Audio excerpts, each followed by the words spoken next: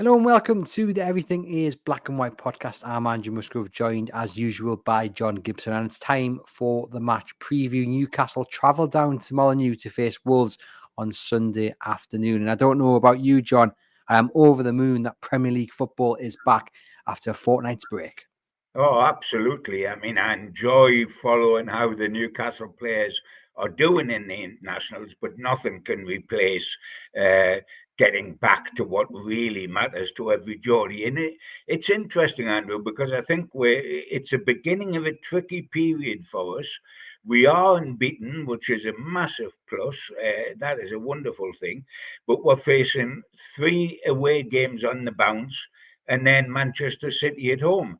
That is a tricky 4 game session, but everyone's a potential banana skin, but every away match is winnable. You know, Wolves is winnable, Fulham's winnable, Wimbledon in the League Cup certainly winnable. Probably the one that's least winnable of the four is the home one, Man City, which is unusual. But I'm not. I'm being positive. I'm saying all 3 games away are winnable. Our form away from home doesn't suggest it's as easy as that, but it'll be wonderful to get back to, say, in Newcastle play and picking up the gauntlet from where we left it, which is unbeaten. And that's the big plus of the season so far. We are unbeaten in League and League Cup. Yeah, we certainly are. The results have been fantastic. The performance is not so much, and we hopefully will see an improvement starting on Sunday at Wolves. And if an improvement's going to come anywhere, John, it will be hopefully against Wolves on Sunday because they haven't had a great start this season. They're No. 18th in the league, only picked up 1 point. They've conceded 9 in their opening 3 games. So if Newcastle United can just pick up their performances, then they've got a real good chance of picking up 3 points here. Oh, there's no doubt. I mean, this Wolves side we will face on Sunday is nothing like the Wolves side that finished the end of last season on such a positive note and earned Gary O'Neill a new improved contract. Because, of course, the 3 initials that we absolutely hate, FFP, Financial Fair Play, has forced Wolves to get rid of all the big hitters, or 3 of the big hitters. Neto's gone, Tillman's gone, Fabio Silva's gone, because they needed to redress the balance where we had that before. And consequently, they've only got 1 point so far. They're in the bottom 3. And the only home game, incredibly, they lost it to Chelsea 6-2. So there's going to be frayed edges, not just on the field, but on the terraces. And we have got to take advantage of that because that Mm. it isn't the Wolves of last season. It is a very vulnerable Wolves. There seems to be a bit of disappointment within the Wolves fan base. I'm just reading a few comments here that Yeah. is on the BBC feed, and they're talking about the club is now just a trading platform, i.e., they're not going to achieve anything other than survival because if they have a good player, they're usually sold within 2 years. And we know that feeling from a Newcastle United point of view, but we can't have any sympathy for them. You know, we've got to make sure, and Eddie Howe has got to make sure that whatever advantage he can take from the disunity down at Molineux, he takes that advantage and gets 3 points on Sunday. Oh, I mean, it is an absolute must because supposing you get a draw, we'll not even talk about a defeat, but supposing you get a draw, you would say to yourself, well, in a way draw, that's okay, win at home, draw away. But the point is that the bigger tests are still to come. I mean, the only test we've had this season was Spurs at home, who distinctly dislike coming over the Tyne Bridge. So it wasn't real test. But we're going to have to go away to Man City, to Arsenal, to Liverpool, to Aston Villa, etc., etc. So you go to Wolves and you get 3 points. So you're in credit straight away. And and of course, every game is a difficult game in the Premier League. I mean, Eddie will tell us that at his press conference. I mean, we could play Barrow reserves, and Eddie would say it's a difficult game, and so would every other manager because that's what you do, just in case it doesn't go according to plan. But this is the sort of game where, if there's a pressure on it, the pressure is we've got to not just get something, but get a win. A draw is not the end of the world, but you try to beat these sides, especially when they're in disarray. And we're on. We only went down to Bournemouth and got a draw. We only really got a draw at Nottingham Forest in the League Cup because it was a penalty shootout then, draw in 90 minutes. And we lost 11 of 19 in the Premier League last season away. So we've got to improve on our away record. And they will be so vulnerable, having lost 6-2 at home. If we can hit them early doors, if we start off on the front foot, if we press them, and if we get a goal ahead, it will turn, if not nasty on the terraces, it'll turn silent. And that's the next thing to nasty, because it means you can get the hold of the game by the scruff of the neck and go on and win it. It is a very, very big game for us from that point of view. We've got to take advantage of the fact that Wolves are toothless, that they've sold their best players, and that the local populace aren't too pleased about that. Do you think it's easier for Eddie Howe to find the remedy to the performances, given so he is doing on the backdrop of actually being unbeaten in the first 3 games? I mean, if he was having to work the last 2 weeks and Newcastle had only picked up 3 points or or what have you, it would be a much more difficult task, wouldn't it? Oh, it's a more difficult task for Gary O'Neill this fortnight than it has been for Eddie Howe, because Gary O'Neill's trying to do all that. He's trying to handle the expectations that last season brought on the terraces and do it without 3 of his best players, and with results reflecting that, and with a home trouncing, which was horrendous, to leak 6 goals at home. They're not going to go into this full of confidence, but as we are unbeaten, we ought to go into it full of confidence. Do you think they will, Newcastle, though? I mean, because as we've mentioned, the performances have been pretty poor. Spurs was a very, very hard watch. I mean, they were clinical to get the win, but they were very lucky against Bournemouth. Bournemouth had a late goal ruled out for, I think, handball in the end, wasn't it? And that was questionable. And of course, against Southampton, I mean, it's an unfair performance to judge because they were down to 10 men, and we praised them for their unity within the players who were on the pitch. But do you? I mean, because I look at it and think, the fans are all talking about how poor the performances have been. The players are going to be very aware of that. So I'm not saying they're going to go in all doom and gloom with their heads down, but I don't think they'll be, on cloud nine. No, there'll be somewhere in between, but there's a lot of room in between despair and cloud nine. There's a big gap in the middle of that lot. And I tell you what, I'd rather be going into this the way Newcastle are going into it, absolutely unbeaten but sketchy form, than going into it the way Wolves are going into it, which is 1 point out of the lot and gloom and doom all over the shop.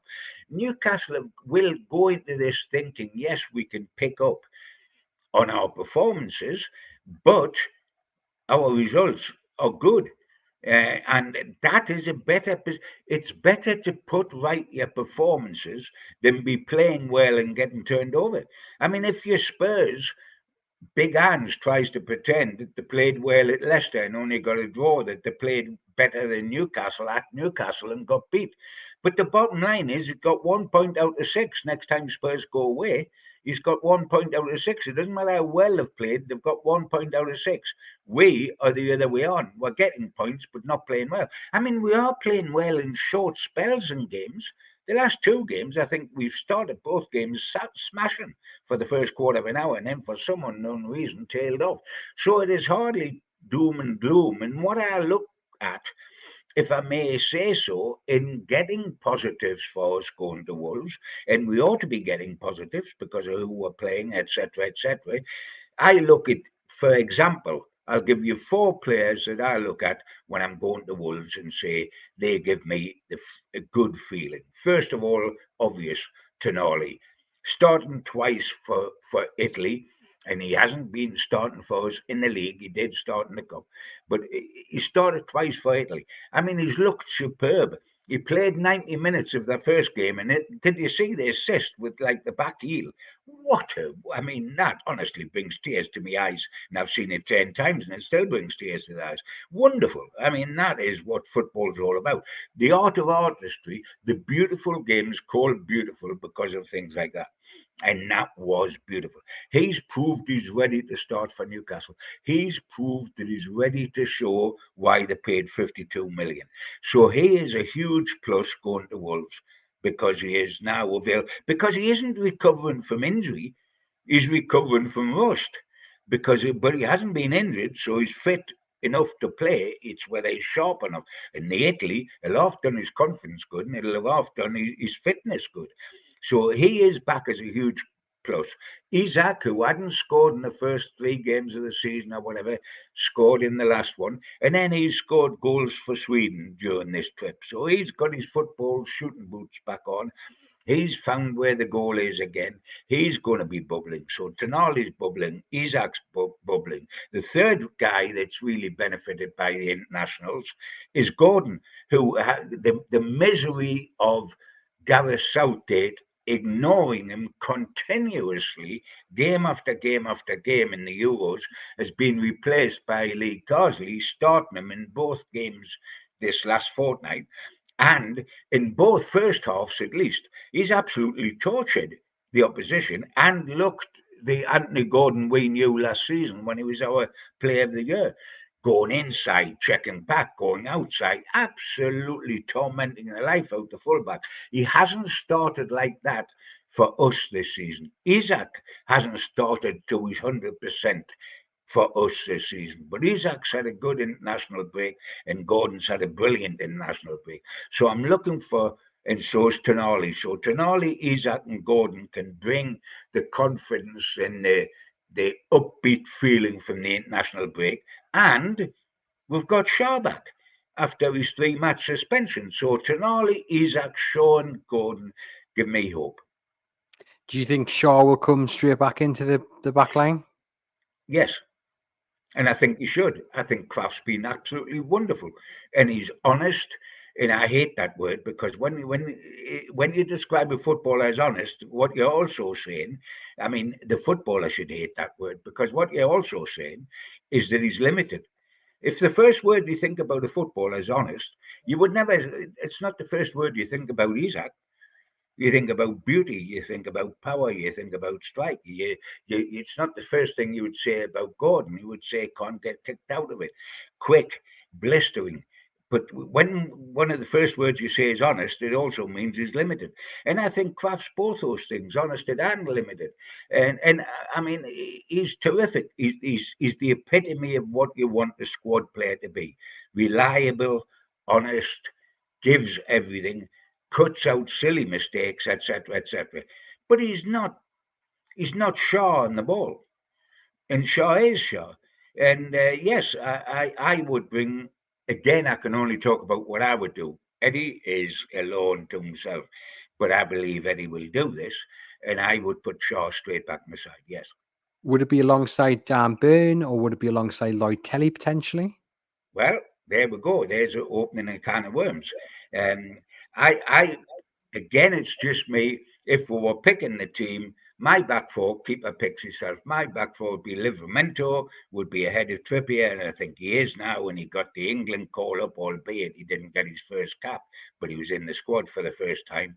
I would then go Shaw and Byrne, and I would play Kelly left back. And left back, I think, is our problem. I think a minor problem, but picking between, you say Livramento or Trippier for right back, Livramento.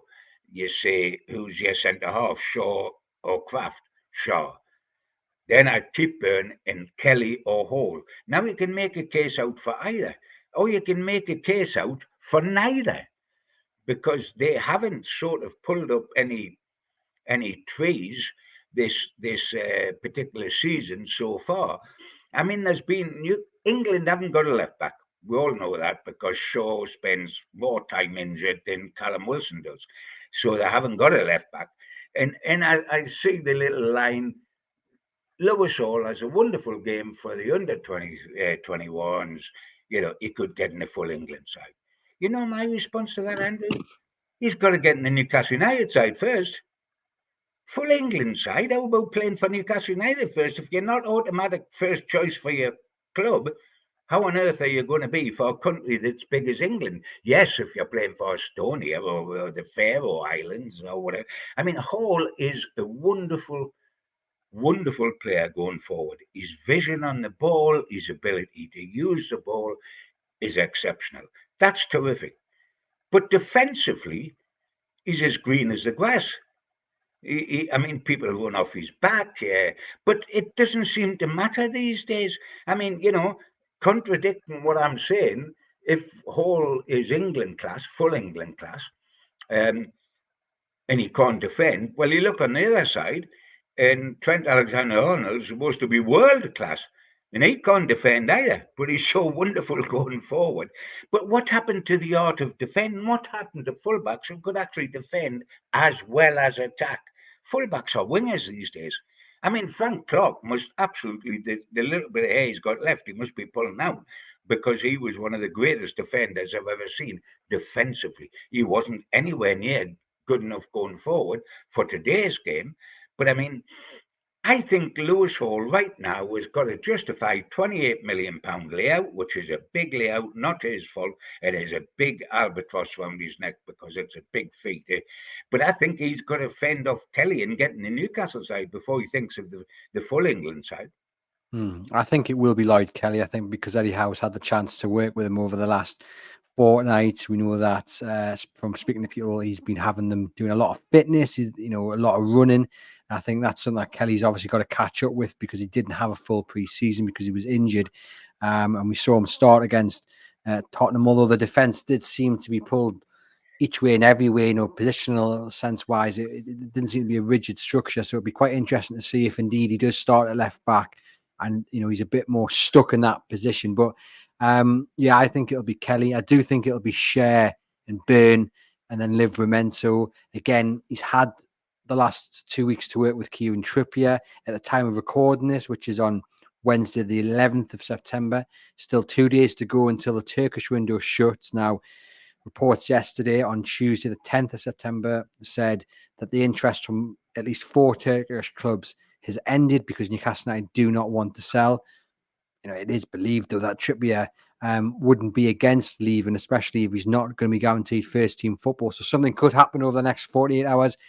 I don't think it will do. Do you think, John, just on the whole Kieran Trippier thing, is it a risk keeping him at the club, knowing that he has still got ambitions to be a first-team regular, whether it be at Newcastle or elsewhere, but knowing that at the moment Tino Livramento is deservedly ahead of him in the pecking order? If that's a risk, and I take the theory, if that's a risk, it should have been addressed during our transfer window when he should have been sold and the money reinvested in buying an outside right or a centre half. It hasn't been. And I wrote in the Chronicle a week ago that it would be outrageous for Newcastle to sell Trippier after our window's closed when we can't reinvest the money and we can't get another player in. It weakens the squad even further.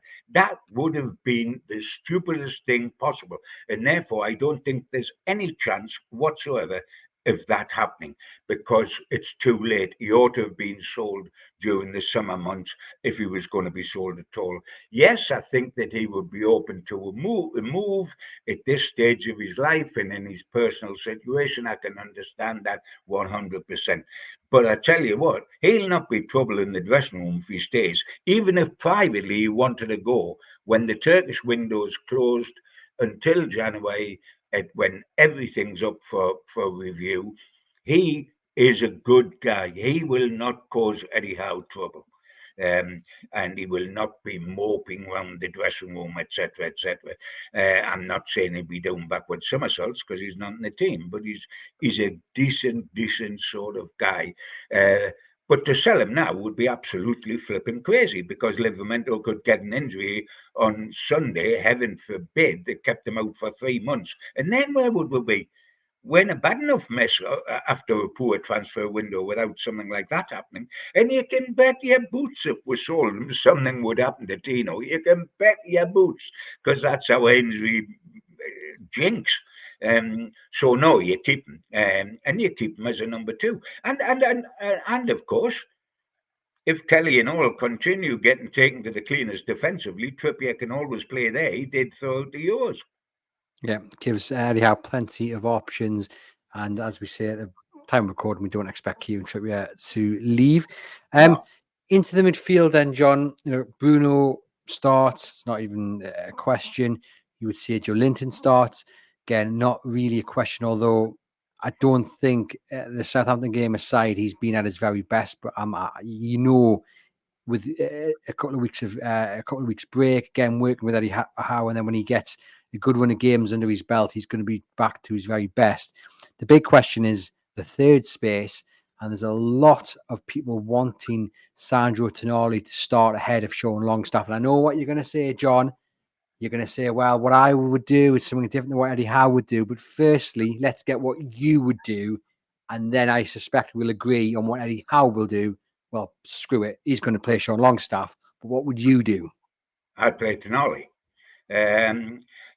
No question. Big Joe, I think his 2 home games, Spurs as well, he's played well. His 2 away games, he's been atrocious. Now, I'm not suggesting he's a homer, by the way, because Big Joe isn't. It's the way the ball's bounced. I thought we had a lot of average displays against Spurs and nobody was sensational. But he was as good as anybody else against Spurs. His best game was Southampton. But his 2 away games have been awful. But you've got to play him. He's Big Joe. He's a colossus in midfield. He is a different type to everybody else physically, and he's not only physically intimidating, but he can play. So he plays, and Bruno plays. Although Bruno was so bad last night or the night before that he was substituted at half time against Miggy's Paraguay, and it gave the the goal away by not closing down. But he's our skipper, he's our top man, he's played well for us. The 2 Brazilians start. I would start Tonali. I mean, he's 52 million. He's chomping at the bit to start. He's started twice for it. For goodness sake, he started twice for Italy. Can he not start for us? Is he not good enough to start for us? And we've paid 52 million. He's just done it twice for Italy. And there, in the first game with that incredible assist, their manager said, "We have now got a great player back. We have now got a great player back." Are you listening to that, Eddie? That sentence? A great player back? Can we have him back? I'm not against Sean Longstaff. I think Sean Longstaff's a local hero. He's a lovely lad. He's a terrific lad. We're off going to need him as the season goes on. We could actually be quite well off in the midfield, Andrew, very shortly, because we're now discussing Longstaff or Tonali with the 2 Brazilians. We've also got Joe Willock not far off coming back, and we'll have Lewis Miley not far off coming back. So, although we've sold Elliot Anderson, we're better off there. But I would start with Tonali. All this business of let's keep him as a sub up their sleeve, ready to bring on, and people say all that, and that's sometimes an excuse for not picking a guy. By the time you bring him on the 60th minute, we could be 2-0 down. And you're asking the guy to turn a club. I'd rather start with him and take him off if he's running out of puff and put Longstaff on, who will show it up with us, say, 1 ahead. Then start with Longstaff and bring him on and expect him to change the whole pattern of the game if it needs changing at that time. So I would start with Tonali. I would start with Sean Longstaff, actually, which I know a lot of people don't agree with, including yourself. I think that's what Eddie Howe will do. I think he likes the ability to work with players. So he's obviously, again, another one he's been able to work with over the last 2 weeks with Tonali being on international duty. He's got a history of building his team around that, whether you agree or not. That's what he tends to do. And I get that Tonali's, what we've seen of him since he's come back, he's looked really, really good. He surprised me how at home he looks. And yes, he's looked a little tired in certain moments, but that's totally acceptable. But just knowing Eddie Howe and how he's worked before when he's signed players. Do you remember Bruno? It took ages for Bruno to get into that squad, into that starting 11. Sorry, I think on Sunday Tonali will be on the bench. I mean, we can't read too much, or perhaps we can, but I can't. I can't believe that you know, being able to work with somebody for a fortnight. This is a sweeping generalisation, not talking about Tonali and Longstaff. Not being able to work with somebody for a fortnight, or the other side of the coin, being able to work somebody for a fortnight, it then puts them in the team. Because if you go down that theory, you pick your team without all your good players because your best players have been away on international duty. That's why they're away. So Newcastle, are they going to not pick Livramento and have Trippier because Livramento's been away? Are they going to not pick Isaac and put the kid from Sheffield United? Oh, I'm sorry, I forgot he's been away. You can't do that. And if you spend 52 million on, and you said Bruno took an age to come in the side, and you're absolutely right, he did. Tonali didn't when he first come in. He went straight in on the first day and scored in the first 6 minutes against Aston Villa last season. I mean, you can't say, well, I've worked with Longstaff. Working with Longstaff for a fortnight's not going to turn him into Messi. It's a matter, if you look at those two, in my humble opinion, which counts for nothing, but in my humble opinion, Tonali, I would just say, is Tonali a better footballer than Longstaff? As much as I like Longstaff, and as hard as Longstaff works, and as hard as he's a team player, and by the way, I hate that expression. When you say a player's honest, it means he's limited. When you say he's a team player, it's almost the same thing. Tonali can be a team player. Tonali can play for the team. I would pick Tonali. I know you would pick Longstaff, and we don't know what Eddie will do. You think Eddie will pick Longstaff? Fine, but I would pick Tonali. And if the answer, if for not picking Tonali, is that he's played a couple of games quick for Italy, and therefore, can he last, etc., then that's the exact opposite argument to the one we've been saying, which when he first come back, which is after 10 months off, he needs games. Well, he's getting games, and he's getting them well. I would pick Tonali, but it's a wonderful thing, and I love these discussions because it's all just a matter of opinion, and nobody can be proved right or wrong, I guess, unless Tonali went and got a hat-trick on Sunday, or Longstaff got a hat-trick on Sunday. But I would pick Tonali, but I want to stress that I think Longstaff is vital to Newcastle's cause. And if he's a sub, he's a sub. But you're not going to go a full season of having Tonali, Bruno, and Joe Linton available all the time. You're going to need Longstaff. You're going to need Willock. You're going to need Miley to get you through a long season. That you want to be a long season because you want to stay in both the domestic cups. So there's going to be plenty of opportunities for everybody. But I would play Tonali. Now you're going to ask us about the front three. I am. I just want people who are watching on YouTube to let me know in the comments who you would choose. What would be your midfield three? Would it be Tonali and for Sean Longstaff? You can also get in touch via the EIBW podcast at reachplc.com, which is our email address. Let us know your thoughts there. Just a final word on Tonali, John. Is he ready to start from the off on Sunday? Of course he is. He started from the off for Italy. So, and by the way, in that first game with that wonderful assist, he was man of the match and lasted the full 90 minutes. Of course he is. And the only time I think you have real questions like that, Andrew, is when somebody's coming back from injury and they mightn't be up to fitness. Will the injury last for 90 minutes with the repair job, or will it be under strain and stress? He hasn't been injured. There's been nothing wrong with his legs for the last year. It's just that he's been suspended for 10 months of that year. So, of course, he's ready to play. It's just a matter of now. This is why Eddie gets the big bucks, and this is why it's wonderful that he has to choose between Longstaff and Tonali. And it's the choice isn't made from by one of them being unavailable through injury or something. I don't think there's any excuse for not starting Tonali apart from you prefer Longstaff at this stage of the season. That's fine. That's Eddie's decision. But don't, Eddie, tell us that you're not starting Tonali because he's had an exhausting time with Italy, because he should be able to play on adrenaline at Wolves, having just come back.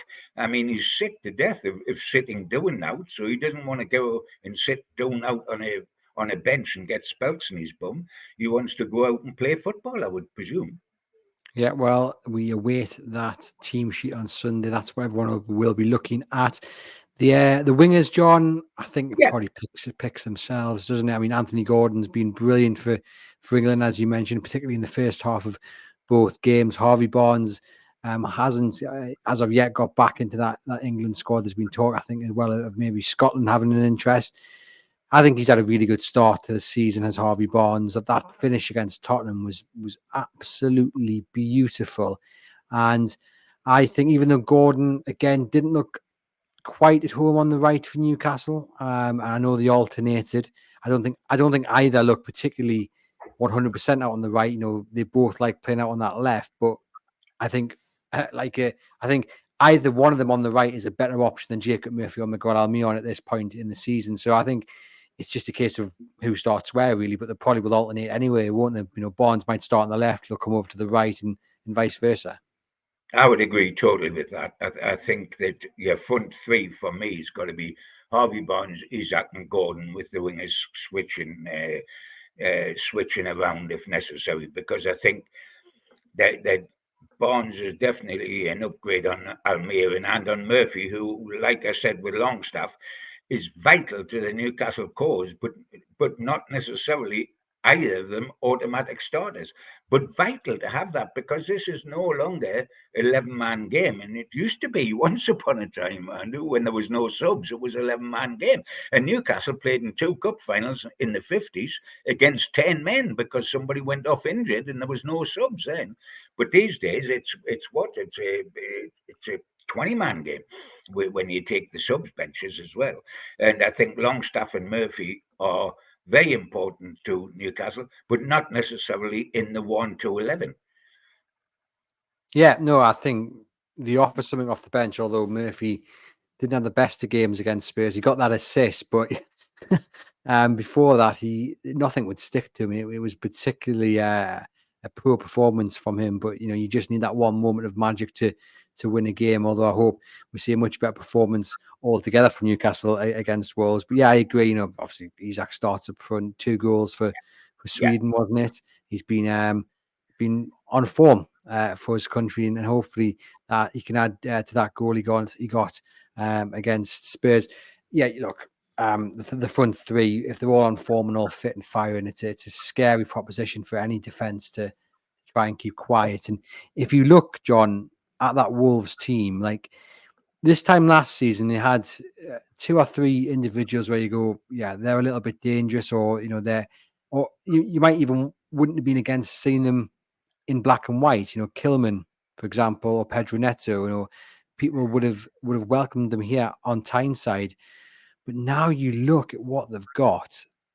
There's not really too many players that I'm frightened about, if at all. I mean, I think Kuna's a good player up front, Matthias Cunha. But other than that, I don't think they've got anything to threaten Newcastle with at all.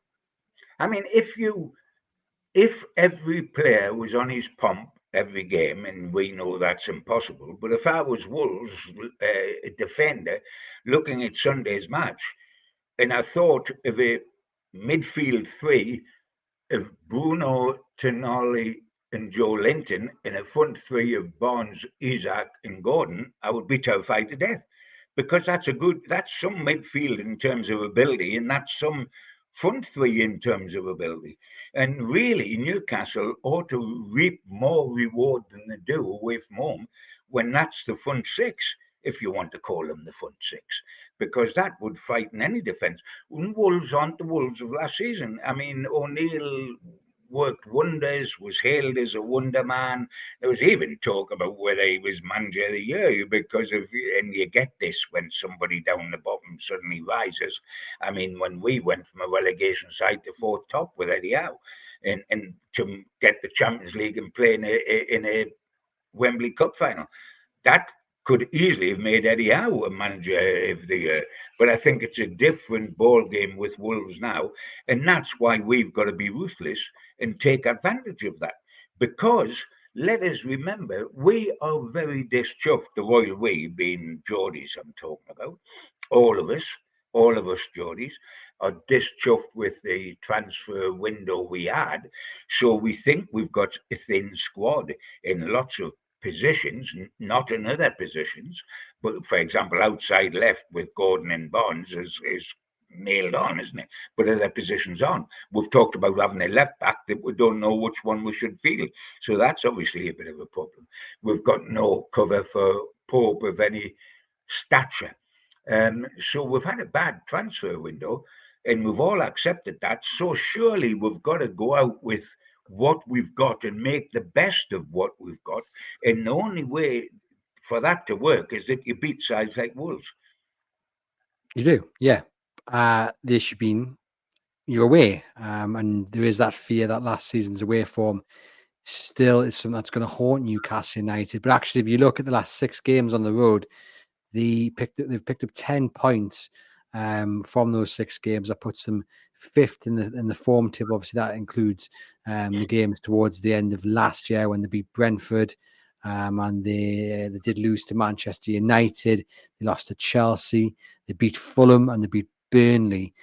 So although I mean that Fulham game wasn't very good to watch, if I remember correctly. So they have to overcome whatever it is that's stopping them. And we saw against Burnley, it was still there. They were totally different to what we expected them to be. They were totally different to what we'd seen against Southampton, even though, again, mitigating circumstances with Cher sending off. But, they were very disappointing against Bournemouth. And the performances as a whole, John, have to improve, but the away performances have to improve even to another level, because consistently they've been very, very poor for far too long. Well, that's the interesting thing, because the next 3 matches are away. So that's what the crunch is. All 3 matches on paper are winnable. We could win at Wolves, we could win at Fulham, and we ought to win at Wimbledon in the League Cup. So all 3 are winnable. But will we win all 3? Will we win 2? Will we win 1? Or will we win none and get a couple of draws? It's a very interesting period. And it's no good talking about a cushion. We then come back to St. James's Park and get 3 points. So, if we get a couple of draws away, that's not bad. It's Man City next up at St. James's Park. I mean, any harvest against them is wonderful. A draw would be very acceptable at home to Manchester City, but that puts the onus on. We've got to get a win out of forgetting the League Cup. We've got to get a win out of Wolves and Fulham. I think you'll be targeting 6 points, and of course we will do the match preview for the Wolves game, the Fulham game next week. But I think you will be targeting maximum points between out of Fulham and Wolves, because both sides haven't started the season very well in terms of results. My heart says 6 points. My heart says Newcastle should go to Molineux on Sunday and win comfortably as well. My head, there is something there. There is something that's stopping me from saying that if I'm going with my head, because I am still scarred with the away performances of last season. I go back to that Bournemouth game. It was shocking. Really, really poor. Has Eddie Howe had enough time with these 2 weeks, bearing in mind that he has been without Livramento, he's been without Pope, he's been without Gordon, been without a few others. Has he had enough time to, I don't know what the right term of phrase is, John, to, rip apart whatever it is that's stopping them from finding their feet away from home? I'm not certain that you always find the answer on the training ground. You can find the tactical answer, right? We're going to employ it different. We're going to play 3 at the back and the 2 fullbacks pushing on, or we're going to defend set pieces differently, or whatever. You can't work on that on the fortnight, because all your good players, every club's good players, are missing, because that's why that good players are on international duty. I think it's more getting into people's minds, and first of all, to get the positive feeling rather than the negative feeling, to emphasize time and time again, and bear in mind everybody's coming back as we speak now from the internationals, so there's time. And I don't think you need a lot of time. If you get Thursday, Friday, and we've got an extra day Saturday because we're playing Sunday, to get into their minds, to do the basics right, to do the simple things right, to lock the back door. You lock the back door, you get something. If you lock the back door, when they read the results out on Sunday night, if they start, the broadcaster starts Wolverhampton Wanderers naught, then we've got something regardless of what you say about Newcastle United. So I don't mean play defensively. I mean get yourself correct at the back. We didn't play defensively 2 seasons ago when we let in 17 goals all season, but we got into the Champions League into a Wembley final. And it doesn't have to, a clean sheet doesn't determine that you're playing defensive by any means. And I think we've just got to go back to doing the basics right and believing in each other. Stop silly mistakes. Stop not closing down. The one thing I want to see, Andrew, is us playing at a tempo again. Never mind tactics or anything. We don't play the game at a pace anymore. We don't play the game quick. We don't close down quick. It's almost like we've forgotten how to do it, or we're not fit enough to do it. And I don't think it's we're not fit enough to do it. But mentally, you can switch off. See, to press the way we press, everybody's got to be switched on. Because when we press from the front, if somebody doesn't go, if the front three don't go, or the backup three from midfield, if one hangs out, then you can be dead. Everybody's got to do it. It's like the offside thing, isn't it? With the back four, everybody's got to step up together, or you're caught out. And we haven't done a lot. The thing that made us 2 seasons ago go wow, and make the rest of the country go wow. The reason why Anthony Gordon, when he first come to us, couldn't get in the side is because he hadn't the physical capability to play the high press, high octane game that we played. And he got that last season and looked magnificent for it. We haven't quite shown that this season. We haven't. I thought it was there in stages against Tottenham and the high energy, the high press, but they were very good at passing out of the park. And then Newcastle had to really dig in deep, backs against the wall, similar to Southampton. And Eddie Howe was asked about it afterwards in the press conference, and the kind of the question was, "Oh, we've not really seen your team play like this," and he said, "Well, you have. We've had Plan Bs before." Now, I'd always think back to that game against Wolves at St James's Park last season when Newcastle sat deep, really deep, and kind of just absorbed the pressure and then went on the counter and punished Wolves that way. And if you remember, the next game was against Chelsea and he decided not to play that way and got punished for it, and everyone couldn't work out why. Do you foresee them doing something similar where it might be a bit of a defensive backs against the wall display on Sunday, and then he will hit them on the transition on the counter? Especially away from home. I think when we did that at home, it was eye-opening because we were at home, and it means you're giving up possession, so the possession stats look staggering. Newcastle at home having least touches of the ball than the opposition. But yes, it works. And away from home, it would work terrifically if we just cleverly close the back door. Um, what we have got on the counter, our three front players are blistering. I mean, blistering with their pace. And so they're made for counter-attacking. I don't mean they can't do all-out attack, but I tell you what, and then you come off the bench, Almiron or Murphy, they're as quick as Usain Bolt as well. So, I mean, we have the pace to play counter-attack football perfectly. And so, yes, but are Wolves good enough to be sucked into it? Are Wolves good? If we throw the ball to Wolves and say, right, let's see what you've got, have they got enough to attack us and allow us to play that way? Or have we got to get more front foot because of their limitations? It's going to be interesting. But I mean, if we could just get a goal early doors after they lost 6-2 to Chelsea, can you imagine what the atmosphere would be like in Mono? If we got a goal early doors and have just watched them leak 6 in the last home Premier League game. Yeah. It wouldn't be pretty, and also the fact that they are at home, things haven't started very well. There is a bit of anger and disunity, that might turn into trying to urge the players forward, trying to urge the players to attack, which just will play into Newcastle's hands if indeed they do set up defensively, which I can see them doing, because as you say, if they manage to absorb the opposition and then they can hit them with speed, they are absolutely frightening going forward. And Spurs found that out, didn't they? For that winner that Isak scored. That's how we got the winner, Andrew, against Spurs, wasn't it? We're at home, but they were pressing. Mind you, Wolves won't be stupid enough to play the Spurs high line, will they? Yeah, I don't think they will be. I think they'll be a little more sensible, but you can never underestimate the impact of the influence of an unhappy crowd. I don't think so. It'll be interesting to see how this game pans out. How is it going to pan out, John? What is your result prediction? Great question. Well, for a start, and I'll give you my prediction. For a start, I expect on Sunday night to be still referring to Newcastle as being unbeaten, because I don't think they're going to lose. The question is, are they going to draw or are they going to win? And I'm going to take win for several reasons. One, because Wolves are in the depths of despair. Two, because man for man, we've got a better team. Three, our front three will terrify Wolves. Four, Isaac and Gordon looked as if they've got the mojo back in the international fortnight, and that should rub off on Newcastle.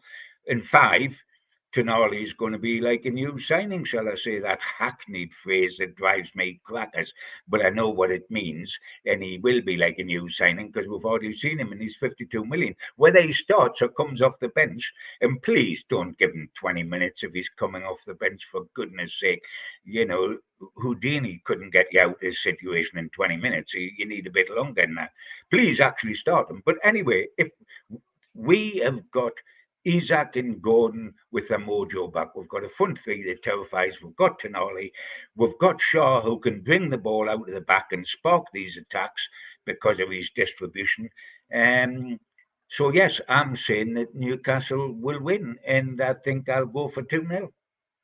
Yeah, I'm going to go with my heart. I'm going to say Newcastle United win. I'm going to go 3-0. I think Isaac's going to come back, and I'm going to bet on him to get a hat trick on Sunday. Right, that's what my heart's telling us. My head's telling us a little bit more conservative, but I'm not going to let my head win. I'm going with my heart, John. Eddie keeps bringing them off when he scored 2, doesn't he? I don't know if he. I mean, Isaac hasn't got a hat trick yet, has he? For us, let me just double check. I know he used to do that with Callum Wilson, didn't he? He used to always bring him off. I mean, but often when he gets 2, I mean, it was like Harry Kane got 2 the other night for England on his 100th cap, and he was brought off. I mean, some managers don't like hat tricks. I don't think Isaac's got a Newcastle hat trick yet.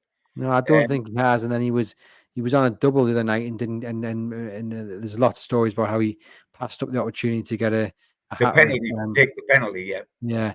But yeah, a win. So I think he actually got. I said earlier on the show he got 2. I think he actually got 3, didn't he, over the last fortnight? But he did get 3 over the fortnight. Yes. Yeah, a win for Newcastle on Sunday. Fingers crossed. And you know what, John? You've given us, how many positives did you give? How many reasons did you give? 4. I think you give 5 actually. Yes, I did. Let's hope for as many goals on Sunday for Newcastle as you did reasons to why they're going to win. We'll take that, wouldn't we? Oh, without a shadow of doubt. I mean, I think it's wonderful. You know, we've come all this way from the Mike Ashley days. We would have said, can we defend with Steve Bruce in charge? Can we defend for 90 minutes, kick the ball out of the ground as often as we can, and maybe it's getting 0-0. Now we're saying if we don't go down there and win, there's going to be an inquest. And will we get into the top 4, or will it be one of the minor Europes? And can we win a domestic cup? I mean, it's only 2 years ago. And by the way, we all deserve this sort of hoped for optimism. But the change in climate, I've suddenly got to pinch myself sometimes to realize the change there has been. And that doesn't prevent old Geordies from having their foot on the accelerator, by the way. That's part of nature, and that's part of what we should be allowed to think. But it is wonderful that we are thinking this way. Once upon a time, I would have been thinking of going to Wolves and thinking this is going to be the most horrible match possible, but I don't care if the ball spends more time out of Molyneux than in Molyneux, as long as we get a 0-0. And now we're talking about, can we score as many goals as we like, and might Isaac get his first hat trick? Lovely, isn't it? It is wonderful. Just though to bring us back down to earth with a little bit of a bump, a statistical bump, John. Some 61% of the Premier League meetings between Newcastle United and Wolverhampton Wanderers have finished as a draw. 11 out of 18, the highest percentage of any fixture to have been played at least 15 times in the competition. So history suggests it's going to be a draw, but we are both going for a win. So we'll keep everything crossed. Newcastle can get 3 points. And just to finish off, John, I just want to show you and viewers, and we can explain it to the listeners as well, a new logo for the podcast. You guys might have seen it above me and to the left of me. Yes, there we go. I'll put it on the screen here. So this is the new logo. I think it's the first time John's probably seen it in a big version.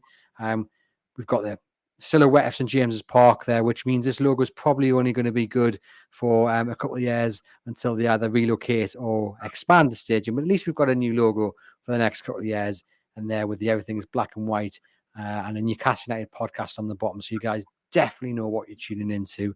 But it's been a few months in the making, this, John. But what do you reckon to it? You like it? Oh, I think it's absolutely terrific. The way the wording's in black and white, the starkness in the of the ground. It looks like a cathedral on the hill. It's stark up against the skyline.